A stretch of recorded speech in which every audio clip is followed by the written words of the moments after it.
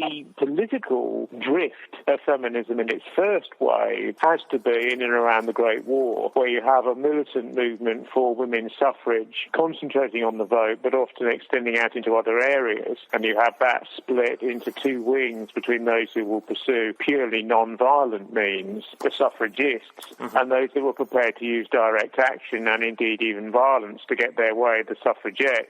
They're the ones who were force-fed in prison. They're the ones who chained themselves to railings. They're the ones who assaulted police officers. They're the ones who threw themselves in front of derby winners and were trampled to death on newsreels at the time. So that was the first real wave, which then fed into the swinging 1920s as Europe and the West relaxed into a hedonistic decade after the slaughter of the Great War and prior to the coming depression of the 30s. The first wave did genuinely convulse the society because nothing divided opinion, like the issue over whether women should get the vote, because it was axiomatic of all sorts of other matters in the society. By giving them the vote, it indicated that women could do almost all jobs that men could do up to a point. And it opened the professions to them, it opened the universities to them, it opened the world of politics and political representation to them, not just voting. And so, in a way, it changed the world, and that's why the dynamite of the vote was used. When women got the vote, particularly bourgeois women, they voted pretty much along the same lines that men did and were perceived to have the same social and economic interests that men did. Female politics resembles male politics pretty closely in that there's a range of opinion, right, left and centre. There have been times when the gender gap has been one way and then the other. For example, today there seems to be a marked preference for centre-left parties amongst women as against centre-right parties amongst men, and that gap is quite discernible. But there have been times where women have been much more conservative than men, and on certain issues women remain a lot more conservative than men. On law and order issues in 50s, 60s, 70s, women often had much more conservative attitudes than men. Certainly a large number of bourgeois supporters of female suffrage just wanted the vote as a sort of seal of approval for their admission into social life, and once that happened, they reverted to essentially a conservative tradition. Some of the first women to be elected, of course, into parliaments were on the conservative side because it was inevitable that women from a very bourgeois background would be the best educated women and would be the women who wanted in some ways to protect the status quo, and all that the suffrage did for them was allow them to do so.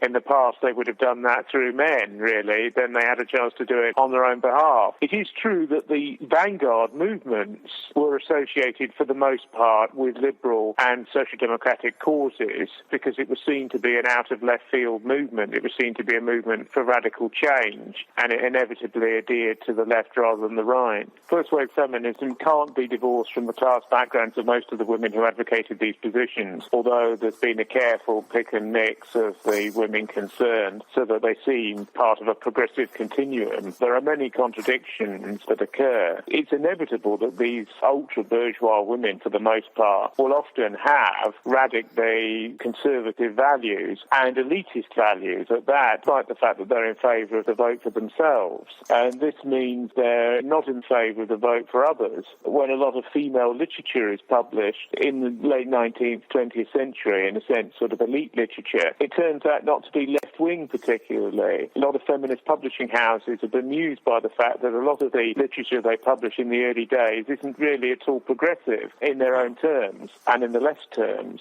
because the women who wrote it came from upper-class backgrounds. They were the women who were educated at the elite university level in all-female colleges during that era, and their values and what they produced reflect that. You also have a marked partiality for forms of ultra-conservatism amongst certain early female champions, and it's not for nothing that some of the political leaders who emerge first from the dispensation that gives women the vote turn out to be on the right rather than the left. It's inevitable that the Mary Stopes wing of the movement will come out of eugenics, and the family planning and abortion and pro-choice movements are all deeply mired in feminism on the one hand and eugenics on the other. Over time, eugenics and feminism have almost completely separated out, but because feminism was concerned with biological and reproductive health and wanted to give women control of it, abortion, of course, cuts two ways. And although anathema to the Christian right, abortion abortion does feed into a eugenic agenda. Indeed, without some concept of abortion, you couldn't have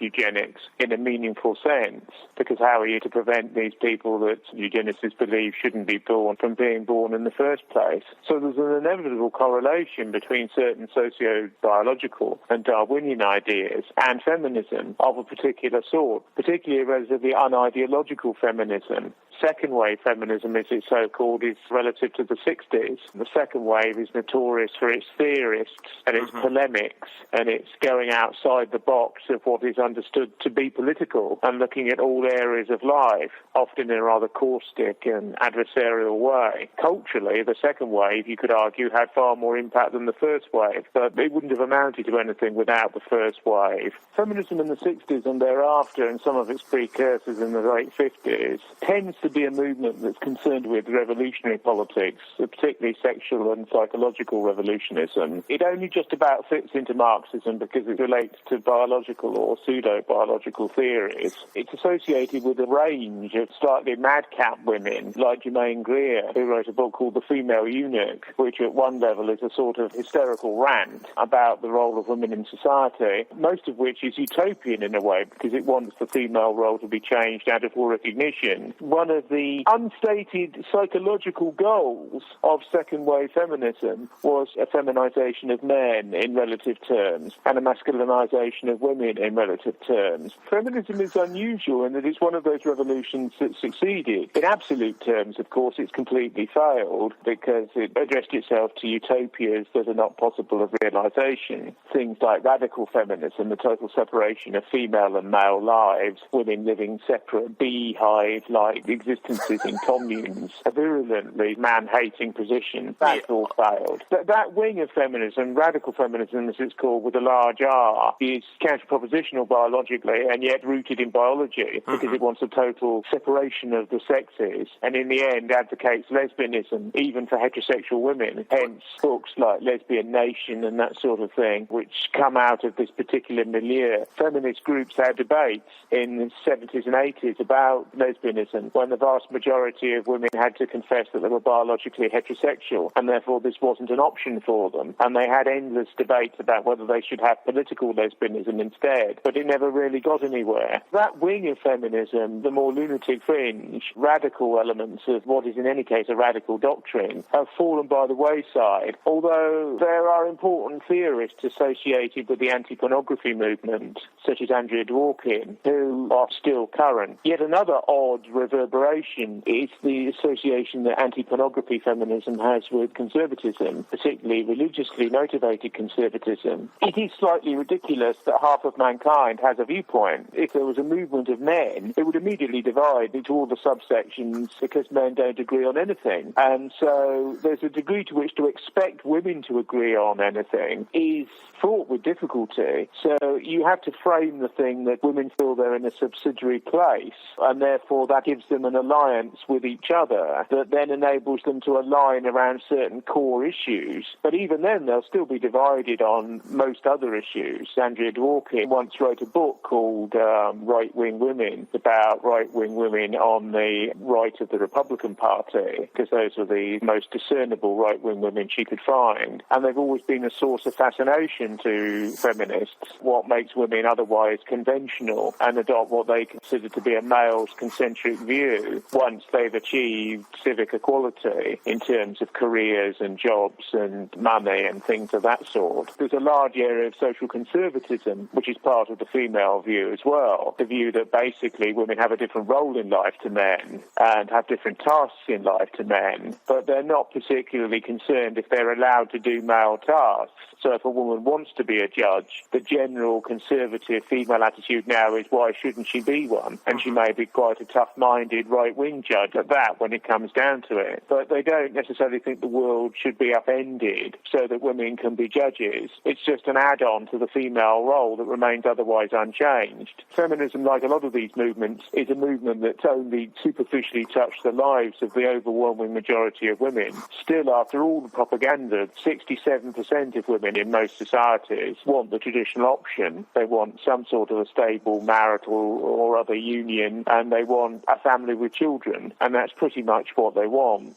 It can be compatible with doing various jobs. It is the mother's role, and it's the traditional female roles extended out into the educational area, into nursing, into areas like that. But essentially, it's the mother role, the Madonna role. Of course, there is a sexual role as well, and the Scarlet female role is part of that continuum because all areas have to be covered by it. So that's all part of the package. And all of those survive in the West quite markedly, actually, despite feminism's impact. And feminism doesn't really have too much to say to those sorts of women, although it never stops trying to address them. So the bulk of women remain uninfluenced by it, although they have taken advantage of the successes that feminism has scored, because although it's one of these movements that can be seen to have failed completely in its own utopian terms, its effect on society has been so great, and its effect on men has been so great, that in a way it has succeeded far more than other radical currents.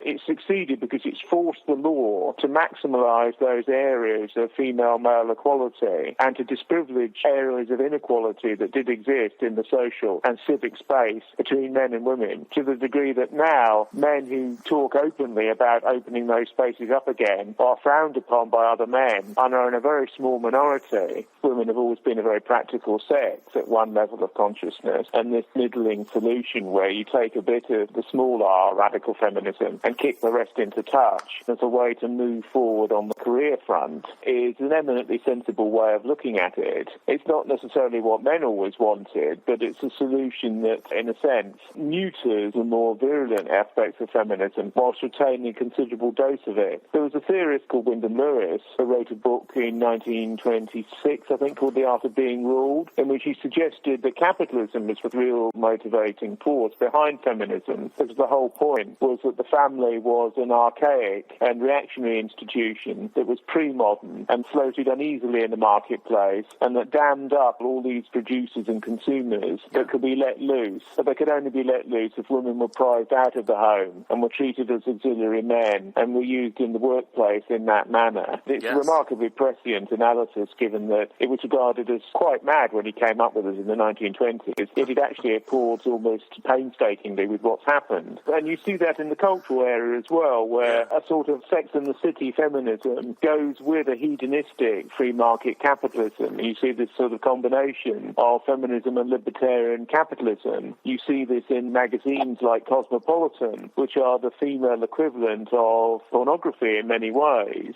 motivated again by the market and what it is felt the market will bear. Quite distinct to the traditional romantic fiction, so-called female emotional pornography, endless stories fictionalized about romances between men and women, which tend to adopt a deeply socially conservative and old-fashioned timbre. Cosmopolitan and Sex and the City are the exact inverse of all of that and advocate an almost predatory and slightly sluttish sexuality for women that traditional moralists were appalled by, and women on the whole have tended to regard as a harmful lifestyle for women, but is now a market-tested to destruction aptitude that's favoured on every newsstand. What's happened is a whole storehouse or memory chain of male archetypes has gone down. Certain types of raw heterosexuality in a relatively traditional and very masculine, capital M sort of a way, have gone down the memory hole. But so have elements of the dandy and the overstepping, flamboyant heterosexual roles, which were quite marked and quite varied, the sort of bohemian male roles as well, of a more traditional type. They've gone as well, or they've been rather neutered and confined as well. And there's a whole intermediate zone of masculine identities that have had their card marked and have gone into the past. The question is, why has this occurred? And I think the motivation is almost completely male and completely internalized. I think many men do not feel that they can be successful in private life, do not feel they can attract the women they wish to attract or be seen as attractive to such women if they are otherwise than the present postmodern man. They feel that they've got really no chance in the private life stakes if they remain loyal to traditional and rather heedless masculinities that are in conflict with the egalitarianism of the present order. Theory is all very well, but if you want to have a happy or beneficent life, you have to do various things to make that turn around in the private private area. And men have basically just bitten on the bullet, really, and adopted a whole new set of masculine constructs in order to be successful with women. And they think they've actually been quite clever because they've adopted an element of male feminist language, posture and behaviour in order to get on with women once equality was formalised in civics and in law and in social behaviour. Men haven't changed deep down that much, but behaviourally they've changed a great deal. Men don't revert to being something else when they're on their own these days, except very occasionally and under the influence of all-male banter or drink or whatever. But that's pretty rare. It's not the reversal that scandalised feminists would expect on the whole either. So I think a lot of men feel that in order to have successful families, in order to have successful private lives, they need to downplay certain prior forms and play up certain attitudes and variants which are acceptable today. And I think that's happened right across the board. If your average man in the 1920s looked at what happened today, he'd be baffled. And yet a part of him wouldn't be, because he'd just perceive it as a tactic which is adopted in order to be successful. It's rather like learning a stage part in a play, but you learn it so well it becomes what you wish to be when you're off set. It's a part that's been learned to such a degree that it's become second nature now. Maybe that proves that part of the prior masculinities were also slightly rhetorical, that they proved themselves to be so adaptable and changeable. But I think it's the pressing need to be successful in this area which is the prime motivator. Because what is the alternative? Is the alternative a sort of cult of male superiority? Many men would feel uncomfortable with that because the idea of superiority and inferiority in any area strikes people as axiomatically discomforting in present circumstances. So feminism's changed everything, yet everything's remained the same, or all of the female lifestyles that pre-existed feminism coexist with those that have been changed by it. I think what's really happened is that feminism hasn't changed women at all. It's changed certain female patterns of opportunity, but it hasn't changed women one iota. What it has changed is it's changed men a great deal. I think men have been the real recipients of feminist ideology, and it's men who've been transformed by it, or have been reluctantly so transformed because they feel that there's no option but to accept a certain dose of it in order to have some successful private life. It's feminism's action on the male gender that's the crucial issue. Women have changed to a degree because they've adopted some of its vocabulary, but men have had to adapt in a much greater degree because it was an alien vocabulary as far as they were concerned. They have adopted it, and they have had to get rid of an enormous prior traditional male set of vocabularies, only a proportion of which are heard anymore, even amongst men, even when they're on their own. Feminism has bitten very deep and has changed men, probably not for the best. If you look at the way men are depicted in 1950s films before the cultural watershed, and how men are depicted and allow themselves to be depicted and depict themselves from 1970 onwards, you notice a really radical transformation in the way masculinity is configured, the way heroic masculinity is configured, the way all forms of masculinity are configured. And certain traditional forms of masculinity, where the Humphrey Bogart character slaps the woman because she's misbehaving, would now be regarded as so unacceptable as to cause a frisson if they were to occur in contemporary cinema.